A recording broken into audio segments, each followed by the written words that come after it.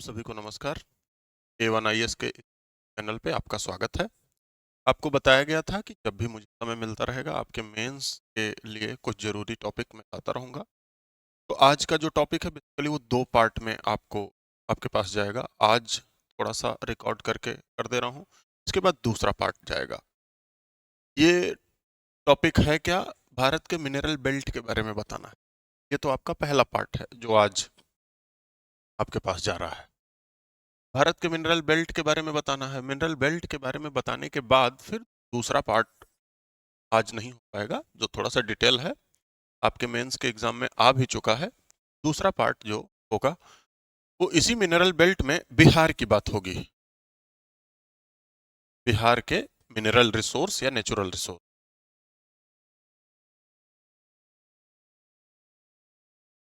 बिहार के खनिज संसाधन। मेंस का जब आप सिलेबस देखेंगे तो उसमें एक बात लिखी गई है, एक पॉइंट है, ध्यान से देखिएगा। Natural resources including mineral, natural resources, प्राकृतिक संसाधन करके मेंस में आपका एक टॉपिक है, तो इससे आया है। तो पहले पार्ट में तो आज आपको ये बता दिया जाएगा भारत की खनिज पेटियों के बारे में, क्योंकि सवाल आ सकता है, ऐसे भी मेंस में सवाल आ सकता है। भारत की खनिज पेटियों के बारे में उदाहरण सहित चर्चा करते हुए उसमें बिहार के खनिजों को बताएं। अच्छा, पिछली बार क्या आ गया? बिहार के खनिजों को बताते हुए किसी 2 खनिज का बिहार की अर्थव्यवस्था में प्रयोग बताएं, इस टाइप से क्वेश्चन आया था। तो बिहार का मिनरल रिसोर्स हम पढ़ेंगे दूसरे पार्ट में। बिहार का मिनरल रिसोर्स के साथ इसका बिहार में यूज भी जानेंगे कि इसका बिहार में प्रयोग कौन कौन से मिनरल का क्या क्या प्रयोग होता है, उसके बारे में भी। तो आज हम पहले पार्ट की शुरुआत करते हैं। वीडियो बहुत लंबा ना जाए इसके लिए मैं इस पर थोड़ा सा पहले ही काम कर चुका हूं। इस बोर्ड पे कुछ कुछ फिगर्स और कुछ एक एक पॉइंट लिख लिए गए हैं, जिससे आपको जो बहुत ज़्यादा लिखना ना पड़े, बस आपको जल्दी जल्दी ये चीज़ें डिलीवर कर दी।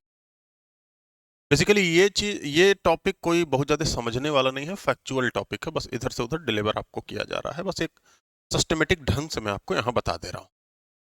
दूसरा वाला टॉपिक जब बताया जाएगा ये भी फैक्चुअल है, लेकिन वही बात है कि थोड़ा सा एक अच्छे ऑर्डर में एक संगठित तरीके से आपको दे दिया जाएगा।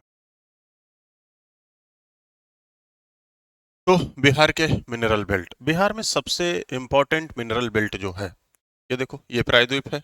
प्रायद्वीप का उत्तर पूर्वी भाग, इसे कहा जाता है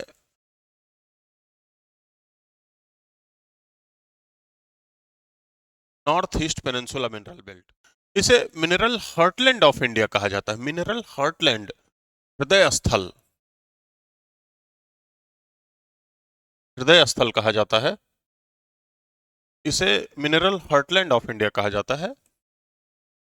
हृदय स्थल मतलब सबसे अधिक मिनरल, मिनरल के मामले में सबसे रिचेस्ट रीजन ये है। क्यों? क्योंकि इसी में आपका छोटा नागपुर प्लेटू आ जाता है, छोटा नागपुर प्लेटू आ जाता है, इसी में उड़ीसा का प्लेटू आ जाता है, इसी में छत्तीसगढ़ रीजन आ जाता है, इसी में साउथ में दंडकारण्य रीजन आ जाता है ना? तो ये सारे रीजन आ जाते हैं। इसी इसी मिनरल बेल्ट में आपका मध्य प्रदेश से लेकर साउथ बिहार, झारखंड, वेस्ट बंगाल का कुछ पार्ट, वेस्ट बंगाल, ठीक है, तो ये सारे रीजन, मध्य प्रदेश, झारखंड, ये सारे रीजन आ जाते हैं। छत्तीसगढ़ भी आ जाता है, छत्तीसगढ़, ये सारे रीजन आ जाते हैं। ये जो मिनरल बेल्ट है ये भारत का सबसे पुरानी संरचना है। आर्कियन शील्ड है। शील्ड का मतलब, शील्ड का मतलब पठार है, ढाल है। सबसे पुरानी संरचना है भारत की, और इसीलिए इसीलिए इसमें बेटा सबसे अधिक, सबसे रिच मिनरल मिलते हैं। धात्विक, अधात्विक और बहुमूल्य खनिज मिलते हैं। ठीक है, अब धातु भी मिलेगा, अधातु भी मिलेगा, बहुमूल्य खनिज भी मिलेंगे, इवन इसमें जीवाश्मों की भी उपलब्धता है, कोयला वगैरह मिलेगा, कोयला वगैरह मिलेगा। तो इसमें कौन कौन से मिनरल मिलते हैं बेसिकली आपको ध्यान से समझना है। लोहा, लोहा सबसे अधिक मिलता है, और लोहा सेकंड क्वालिटी का, जिसे हेमेटाइट कहते हैं, लोहा सबसे अधिक मिलता है। ठीक है, माइका, मैग्नीज मतलब आयरन और, माइका, मैग्नीज, इल्मेनाइट, स्टेराइट, ये सारे अधात्विक और आधात्विक खनिज दोनों मिलते हैं। डोलोमाइट, चीनी मिट्टी जिसे चाइना क्ले आप कहते हो, इस मिनरल बेल्ट को इस मिनरल बेल्ट को आयरन या स्टील बेल्ट ऑफ इंडिया कहा जाता है, क्योंकि स्टील इसमें सबसे अधिक। इसी में ध्यान रखना, इसी में बिहार है, इसी में बिहार है। तो स्टील बेल्ट ऑफ इंडिया कहा जाता है। इवन भारत की लगभग लगभग स्टील फैक्ट्रीज वो यहीं सेंट्रलाइज्ड हैं, जैसे जमशेदपुर, बोकारो, भिलाई, दुर्गापुर, राउरकेला, ये सारे यहीं संख्या। तो पहला मिनरल बेल्ट हो गया। दूसरा दूसरा क्या कह रहा है? दूसरा मिडिल मिनरल बेल्ट, मध्य मिनरल बेल्ट। मध्य मिनरल बेल्ट ये भी मध्य प्रदेश से लेकर छत्तीसगढ़, तेलंगाना, आंध्र प्रदेश, ये सब रीजन में है। मध्य प्रदेश से लेकर छत्तीसगढ़, तेलंगाना, आंध्र प्रदेश, इसमें भी लोहा, क्रोमाइट, मैग्नीज, साथ साथ चूना पत्थर, चाइना क्ले, मतलब धात्विक, आधात्विक और बहुमूल्य खनिज भी इसमें मिलते हैं। और जीवाश्मों की भी उपलब्धता है। जीवाश्म का मतलब यहाँ भी कोयला मिलता है। कोयले के बारे में हम अलग से आपको बताएंगे, एक क्लास इस पे ले लिया जाएगा कि कोयला कितने प्रकार का होता है, कैसे कैसे कहाँ कहाँ मिलता है, उसका फॉर्मेशन कब हुआ, ये सारी बातें आपको बताई जाएंगी। जूलॉजिकल कैलेंडर का एक वीडियो बनाया था, अगर जो आप देख चाहोगे तो उसमें आपको थोड़ा सा पता चल जाए। तो यहाँ भी कोयला मिलता है, ये दूसरा मिनरल बेल्ट है। और ये भी दूसरा, अगर जो दूसरा है तो दूसरा इंपॉर्टेंट है। तो ये दूसरा इंपॉर्टेंट, मध्य प्रदेश, छत्तीसगढ़, तेलंगाना, आंध्र प्रदेश, महाराष्ट्र भी बेटा ईस्ट में। इसके बाद जो तीसरा सबसे इंपॉर्टेंट मिनरल बेल्ट है वो सदर्न मिनरल बेल्ट है। सदर्न मिनरल बेल्ट आपको समझना है, ये कर्नाटक, साउथ वाला कर्नाटक और highland area of Tamil Nadu, Karnataka वाला रीजन और तमिलनाडु का ऊंचाई वाला क्षेत्र ये है। ये बेसिकली पुरानी संरचना से है, पुरानी संरचना है इसलिए इसमें जीवाश्म बड़े कम मिलते हैं। कोयला वगैरह एकदम कम मिलता है या ना के बराबर मिलता है। लिग्नाइट मिलता है, लिग्नाइट भी कोयले का एक प्रकार है। मैंने बोला कि कोयला आपको बताया जाएगा। लिग्नाइट वो भी कावेरी नदी के बेसिन में कहीं ना कहीं मिलता है, तमिलनाडु के आसपास लिग्नाइट मिलता है। और ये अपर वाले इधर एकदम यहाँ किनारे पे, मतलब डिपोजिशन बाद में हुआ उसका, ऐसे समझो। ये खनिज इंपॉर्टेंट है क्योंकि भारत का 99% जो सोना है वो इसी मिनरल बेल्ट से निकाला जाता है। आपने एक मूवी देखी होगी केजीएफ, तो बेटा केजीएफ कोलार गोल्ड फील्ड यही है, हट्टी गोल्ड फील्ड यही है कर्नाटक में। तो जो आप केजीएफ मूवी देखते हो उसी हिसाब से तो मामला कुछ ऐसा ही रहता है। तो कोलार गोल्ड फील्ड, हट्टी गोल्ड फील्ड यही है, ठीक है। ये सब यही मिलता है, रायचूर, कर्नाटक, मैसूर, इन सब जगहों पर ये सारे गोल्ड माइंस है। 99% सोना तो अभी प्रोडक्शन यहीं से होता है, रिजर्व हमारे बिहार में है, रिजर्व तो बिहार में है। धात्विक खनिज भी मिलते हैं, इसका मतलब लोहा वगैरह भी मिलता है, फेरम ऑक्साइड लोहा भी मिलता है। अधात्विक खनिज भी मिलते हैं, चाइना के क्ले, संगमरमर जिसे मार्बल वगैरह, ये सारा भी मिलता है। लोहा भी मिलता है, मैग्नीज भी मिलता है। इसी बहुमूल्य खनिज जहां केजीएफ और एचजीएफ की माइंस हैं, यहीं कुछ नॉन मेटेलिक मिनरल जैसे लेड वगैरह की भी माइनिंग होती है और सिल्वर भी मिलता है। तो सिल्वर हमारे यहाँ, चांदी, चांदी हमारे यहाँ चांदी की कोई खान नहीं होती बेटा। चांदी, तांबा, जस्ता जिसे जिंक, कॉपर, इन्हीं सबों के साथ वेन्स में मिलता है। तो जैसे चांदी की सबसे बड़ी जो माइनिंग होती है हमारे यहाँ राजस्थान में होती है, और राजस्थान में होती है जिंक, जिंक माइन में ही चांदी वहां निकलता है। और यहाँ गोल्ड के आसपास जो रीजन है सदर्न मिनरल बेल्ट में, तो केजीएफ एचजीएफ के आसपास के रीजन में भी चांदी मिलता है। बीच में सोना मिलता है, उधर चांदी मिलता है। दक्षिणी मिनरल बेल्ट हो गया, दक्षिणी खनिज पेटी। दक्षिणी खनिज पेटी के बाद दक्षिण पश्चिम खनिज पेटी आती है, south west mineral belt. South west mineral belt south west mineral belt में कौन कौन से आ जाएगा बेटा? ये आ जाएगा गोवा आ जाएगा, फिर कर्नाटका आ जाएगा, फिर केरला आ जाएगा, ये कोस्टल वाला रीजन। गोवा, कर्नाटका, केरला, इसमें भी जीवाश्म तो नहीं मिलते, फॉसिल्स बड़े कम मिलते हैं, मतलब कोयला वगैरह तो कम ही मिलेगा। अब पेट्रोलियम मिलता है तो इधर साइड मिलता है, जीवाश्म बड़े कम मिलते हैं। इसमें भी बेटा वही धातु मिलेगा, धात्विक अधात्विक दोनों खनिज मिलेंगे। धात्विक खनिज लोहा, मैग्नीज, इल्मेनाइट, सॉफ्ट स्टोन यहाँ मिलता है, सॉफ्ट स्टोन, स्टेराइट, इल्मेनाइट, ये सब भी मिलेगा। मोनाजाइट बालू मिलता है, मोनाजाइट बालू। अब मोनाजाइट बालू ये मालाबार कोस्ट के तट पे मिलता है, मालाबार तट पे मिल रहा है मोनाजाइट बालू। ये किस लिए इंपॉर्टेंट है? ये प्री कैम्ब्रियन ही डिपोजिशन है बेटा,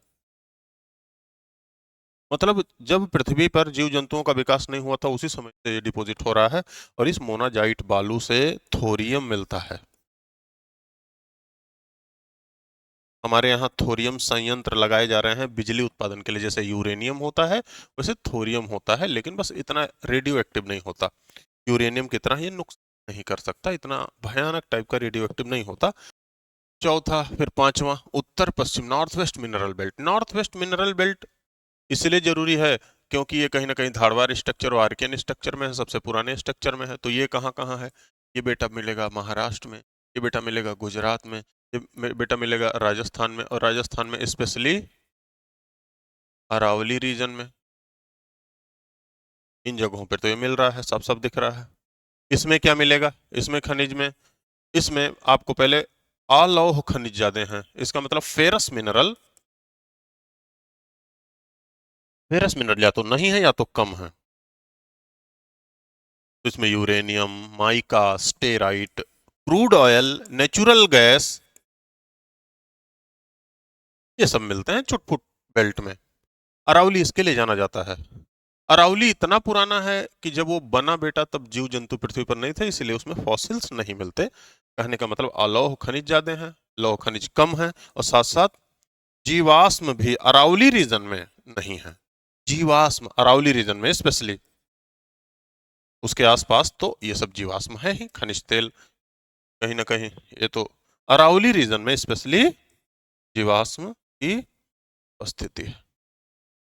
क्लियर? तो नॉर्थ वेस्ट मिनरल बेल्ट हो गया। मैंने पहले ही बोला फैक्चुअल है, इधर से उधर डिलीवरी कर देना है, इसलिए थोड़ा सा लगा भी लिया गया है फिगर। अगला पांचवा, फिर हिमालयी रीजन। आपको पता है हिमालय की, हिमालय का जो बैकबोन है, हिमालय का रीढ़ है, वो बेटा पुराना है।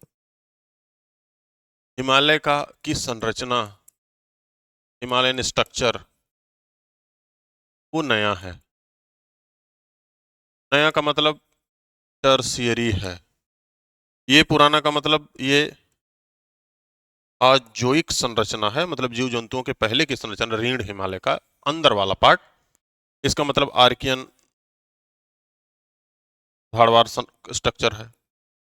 तो हिमालय के रीढ़ में बहुत मूल्यवान मिनरल मिलते हैं, लेकिन बहुत एक्सपेंसिव मिनरल मिलते हैं, इंपॉर्टेंट मिनरल मिलते हैं, लेकिन पा नहीं सकते क्योंकि हिमालय के अंदर है।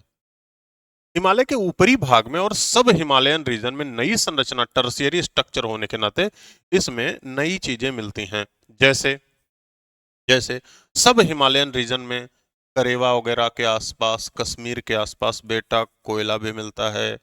फिर इसी में हिमाचल प्रदेश में पेट्रोलियम भी मिलता है, क्रूड ऑयल भी मिलता है।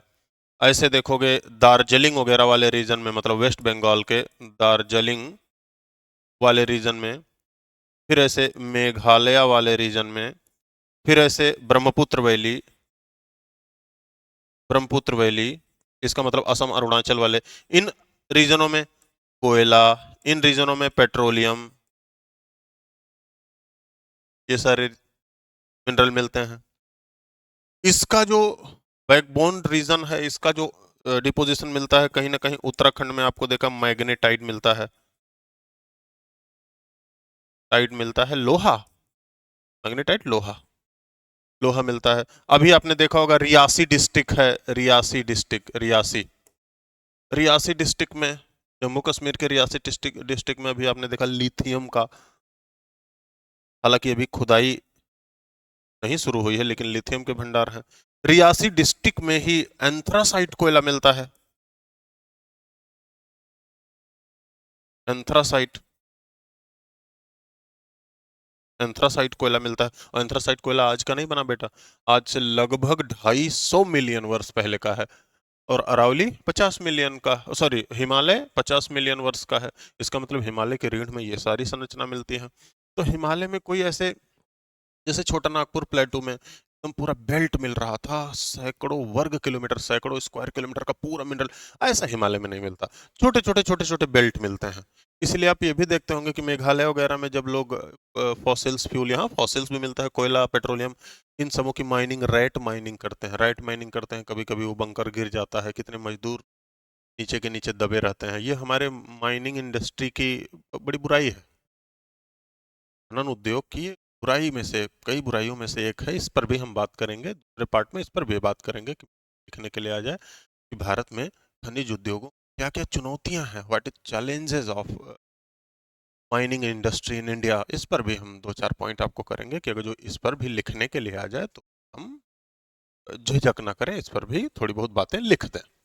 ठीक है, तो ये भी करेंगे। हिमालयी रीजन होगा तो हिमालय रीजन में कोई बहुत बड़े बेल्ट नहीं मिलते, हिमालयन रीजन में छोटी छोटी छोटी छोटी ऐसे हम कह सकते हैं सब बेल्ट वाले रीजन मिलते हैं, है ना। नेचुरल गैस, धमन भट्टी, मतलब डोलोमाइट, बॉक्साइट, पायराइट, है ना, ये सब मिलता है। पायराइट भी कहीं ना कहीं लोहा बनाया जाता है उससे, थोड़ी सी बात करेंगे। पायराइट का लगभग 94% हमारे बिहार में ही मिलता है, और एक के डिस्ट्रिक्ट में रोहतास कैमूर वाला रीजन ही पायराइट दे देता है 94%, तो उसकी बात करेंगे। फिर इंपॉर्टेंट मिनरल बेल्ट क्या है, ये Indian Ocean region, Indian Ocean mineral belt, हिंद महासागर का मिनरल बेल्ट। अब इसमें हिंद महासागर का मिनरल बेल्ट क्या है, हिंद महासागर का मिनरल बेल्ट दो भागों में बांटा जा सकता है। पहली बात तो आपको ये भी पता है, हमारे संस्कृत वर्ड में इंडियन ओशन मिनरल बेल्ट या किसी भी सागर को रत्नाकर कहा गया है। रत्नाकर बेटा, रत्न, रत्न का मतलब वही होता है, रत्न, रत्न मतलब ही खनिज होता है, रत्न मिनरल। इसका मतलब इंडियन ओशन रीजन में मिनरल हैं और हाई क्वालिटी के मिनरल हैं।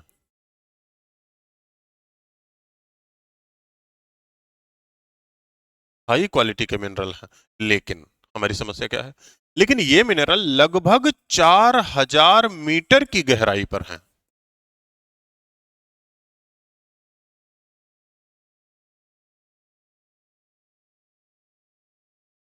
ये मिनरल 4000 मीटर की गहराई पर है। तो 4000 मीटर की गहराई पर जाना भी आसान नहीं है, लेकिन थोड़ी सी लिमिट है। आपको ये भी पता होगा, इस कोस्ट से 12 नॉटिकल माइल, इस कोस्ट से 12 नॉटिकल माइल तक टेरिटोरियल सी होता है भारत का। फिर इस कोस्ट से 24 नॉटिकल माइल तक कॉन्टिजुअस जोन होता है, संलग्न क्षेत्र। इस कोस्ट से 200 नॉटिकल माइल तक एक्सक्लूसिव इकोनॉमिक जोन होता है, अनन्य आर्थिक क्षेत्र। मतलब इस तट से 200 नॉटिकल माइल तक का एक्सप्लोरेशन, यहाँ लक्षद्वीप है, इससे भी 200 नॉटिकल माइल तक का एक्सप्लोरेशन हम कर सकते हैं। लेकिन समस्या 250 मीटर, 300 मीटर से अधिक ऊंचाई पर, सॉरी अधिक गहराई पर हम नहीं जा सकते, हमारे पास ऐसी टेक्नोलॉजी। बहुत ज्यादा प्रेशर हो जाता है समुद्र का, गुरुत्वाकर्षण का प्रभाव लगने लगता है, फिर ज्यादा प्रेशर होने के नाते इक्विपमेंट्स गड़बड़ होने लगते हैं, तमाम सारी बीमारियां होने लगती हैं। इसीलिए गोताखोर देखो अलग टाइप की गैस लेके वो जाते हैं। ऊपर जाने के लिए आपको सिलेंडर जो गैस का रहता है वो दूसरा होता है, समुद्र के अंदर जाने के लिए गैस के सिलेंडर में कुछ गैस भरी जाती है। आप साइंस वगैरह ठीक से पढ़ोगे तो आपको पता चलेगा, तमाम सारी लिमिटेशन है। एल्यूमिनियम, सिलिकॉन, आयरन और ये सारी चीजें हिंद महासागर रीजन में मिलती हैं। अब इसमें हिंद महासागर रीजन में, हिंद महासागर रीजन में जो अभी अवेलेबिलिटी है, जो अभी अवेलेबिलिटी है, जो हमें मिल जा रहा है, वो दो भागों में ऐसे बांट दिया जा रहा है। एक वेस्ट ऑफशोर रीजन,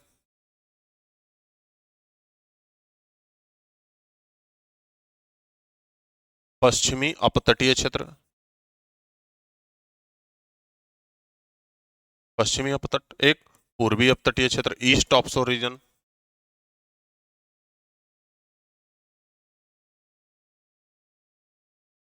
एक वेस्ट ऑफशोर रीजन और एक ईस्ट ऑफशोर रीजन।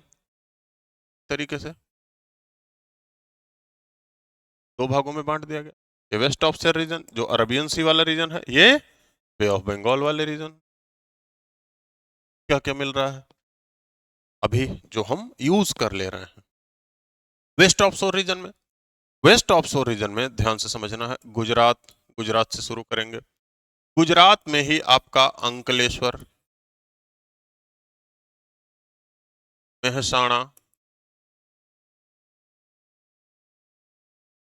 खंभात की खाड़ी, कलोल, ये सारे रीजन में आपका क्रूड ऑयल मिलता है, क्रूड ऑयल की माइनिंग होती है। दुनिया की सबसे बड़ी रिफाइनरी जामनगर यहीं आपको मिल जाएगा। ये गुजरात वाला region, west west offshore region. दूसरा महाराष्ट्र वाले रीजन में मुंबई से थोड़ा दूर समुद्र में यहाँ बम्बई हाई है, जिसे बॉम्बे हाई भी बोलते हैं। बॉम्बे हाई इंडिया में जितना तेल प्रोडक्शन होता है, जितना क्रूड ऑयल प्रोडक्शन होता है, उसका 45% आप समझ लो इंडिया 100 लीटर तेल प्रोडक्शन कर रहा है। इंपोर्ट हम ज्यादा कर रहे हैं, लेकिन अपना प्रोडक्शन 100 लीटर है, तो 45 लीटर से अधिक यही प्रोडक्शन हो जाता है। नेचुरल गैस के लिए भी जरूरी है। इसके बाद पहला हो गया, दूसरा हो गया, ये सारे रीजन पोटेंशियल हैं, अभी यहां से माइनिंग नहीं होती। फिर से इधर वाला, इधर वाला महानदी के आसपास, फिर यहाँ गोदावरी के आसपास, कावेरी के आसपास। तो यहाँ बे ऑफ बंगाल वाले रीजन में महानदी, दूसरा केजी बेसिन, केजी बेसिन का मतलब यहाँ कृष्णा और यहाँ गोदावरी, गोदावरी कृष्णा, इसी को कहा जाता है केजी बेसिन, केजी बेसिन। और तीसरा कावेरी बेसिन। ये मिनरल बेल्ट इंपॉर्टेंट है।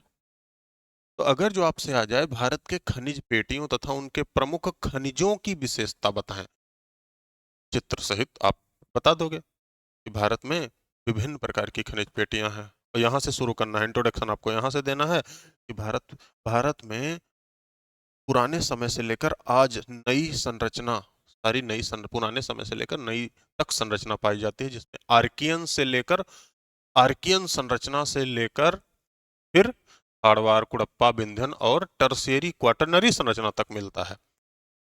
और पुरानी संरचना होने के नाते भारत में पुराने बहुमूल्य तथा लौह खनिज भी मिलते हैं। नई संरचना होने के नाते भारत में जीवाश्म खनिज की भी अपार भंडार है, लेकिन उसमें लिमिट है। ये स्थानिक है, रेगुलर हर जगह नहीं है। ये किसी कहीं कहीं लोकलाइज्ड है, कहीं कहीं स्थानिक है। ये हमारी एक लिमिट और है। ठीक है, उसके बाद आप मैप बना दोगे, हर एक चीज को दर्शा दोगे। और अगर जो आपको बिहार का पूछे तो बिहार का हम अगली वीडियो में आपके लिए लाएंगे, कि बिहार के खनिज के बारे में, उसका यूज लाएंगे। वीडियो लंबा हो जाता है, इसीलिए मैंने थोड़ा सा कुछ मैप और कुछ चीजें यहाँ लिख दी थी, जिससे आपके लिए आसानी हो।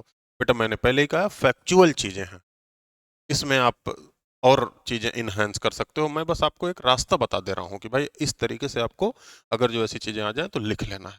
आपके लिए एक होमवर्क हो सकता है थोड़ा सा इकोनॉमिक्स का यूज करना। हमारी जो मिनरल पॉलिसी है 2019 की, उसे एक बार देख लीजिएगा कि भाई इंडिया की मिनरल पॉलिसी, उस वो ऐसे भी पूछा सकता है, इंडिया की मिनरल पॉलिसी के बारे में बताएं, या किस तरीके से हमारे नेचुरल रिसोर्स को एक्सपोर्ट, नेचुरल रिसोर्स के एक्सपोर्ट बढ़ाने में किस तरीके से यूज हो सकती है। ये डायरेक्ट तो ज्योग्राफी का क्वेश्चन नहीं होगा, लेकिन कहीं ना कहीं जियो इकोनॉमिक्स के क्वेश्चन आपके एग्जाम में आते हैं, तो उससे क्लियर। तो आज के लिए इतना ही, फिर हम इसी से रिलेटेड वीडियो पर मिलेंगे। बिहार के खनिज के बारे में हम जानेंगे। ठीक है बेटा, थैंक यू।